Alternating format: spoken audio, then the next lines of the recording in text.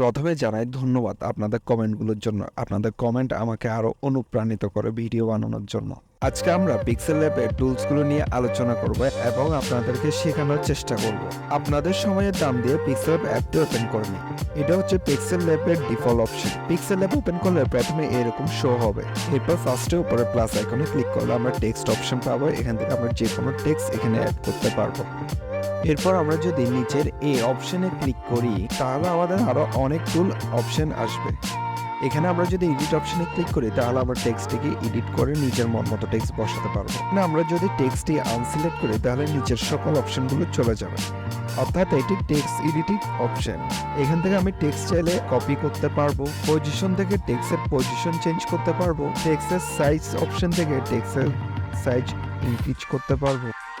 এরপর কালার টুল দিয়ে আমরা টেক্সটের কালার সিলেক্ট করতে পারি। এরপর অপাসিটি অপশন থেকে আমরা টেক্সটের অপাসিটি কম বেশি করাতে পারি। রোটেট অপশন থেকে আমরা টেক্সটে রোটেট করতে পারি। আমরা এর মিডল যে অপশনটি রয়েছে এটা ক্লিক করেও রোটেট করতে পারি। এরপর ফন্ট অপশন থেকে আমরা ফন্ট চুজ করতে পারি। এখানে কিছু ডিফল্ট ফন্ট রয়েছে।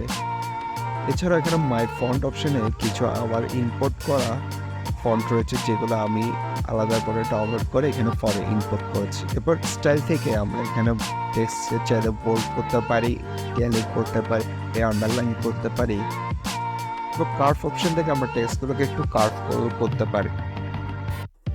এরপর আরেকটি টুলস হলো টেক্সট ব্যাকগ্রাউন্ড। টেক্সট ব্যাকগ্রাউন্ড থেকে আমরা টেক্সটের পিছনে একটি সলিড কালার ব্যাকগ্রাউন্ড অ্যাড করতে পারি।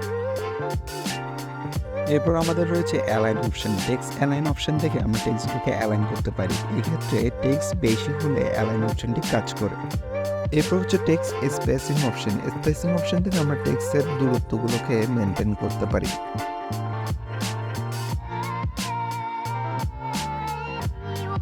এরপর আমরা স্টক অপশন থেকে স্টক চাইলে স্টক অ্যাড করতে পারি। এরপর আমরা শ্যাডো অপশন থেকে টেক্সটের ব্যাকগ্রাউন্ডে শ্যাডো অ্যাড করতে পারি। এরপর আমাদের হলো ইন্টারশেয়ার অপশন। ইন্টারশেয়ার অপশন হচ্ছে কি, এখানে এখন বুঝে যাবেন। এখানে আমরা পরবর্তীতে বিভিন্ন টেক্সটের সাহায্যে বুঝবো। এরপর এখানে কিছু অ্যাডভান্স টুল আছে যেগুলো দিয়ে আপনারা 3D ইফেক্ট তৈরি করতে পারেন। এবং এখন হয়তো এই টেক্সটের সাথে বুঝতে পারছেন, আমরা বিভিন্ন টিউটোরিয়ালে এগুলো শেয়ার করবো। এবার এখানে আরেকটি অপশন রয়েছে রিফ্লেকশন অপশন। রিফ্লেক্স থেকে শ্যাডো নিচে রিফ্লেক্ট হবে এবং এটার দূরত্ব আপনারা অ্যাডজাস্ট করতে পারবেন। এরপর এখানে রয়েছে 3D শ্যাডো। 3D শ্যাডোতে অপশনটা হচ্ছে এটা বেসমেন্ট করে নিচে শ্যাডোটা ফলো করে। তো অপাসিটি ফর্ম বেশি করা যায়। এটা ব্লাড রেডিয়েশন ফিক্সড করা যায়, এক্সপেন্ড করা যায় এটা একটু। এরপর আরেকটা অপশন রয়েছে এখানে টেক্সচার অপশন। টেক্সচার অপশন থেকে ক্লিক করে আপনার টেক্সটের উপর যে কোনো পিকচার অ্যাপ্লাই করতে পারবেন। এই টেক্সট ছবিটা আমার টেক্সটের উপর অ্যাজ এ টেক্সচার হিসেবে সেট হয়ে গেছে। আমি যদি ব্যাকগ্রাউন্ড কালারটাকে চেঞ্জ করি তাহলে আমার টেক্সচারটা ভালোই হয়ে যাবে। আজকের ভিডিওটা এই পর্যন্ত। ভালো লাগলে লাইক, কমেন্ট, সাবস্ক্রাইব করার পাশে থাকবেন আর আপনাদের মতামত আমার কমেন্ট বক্সে শেয়ার করবেন।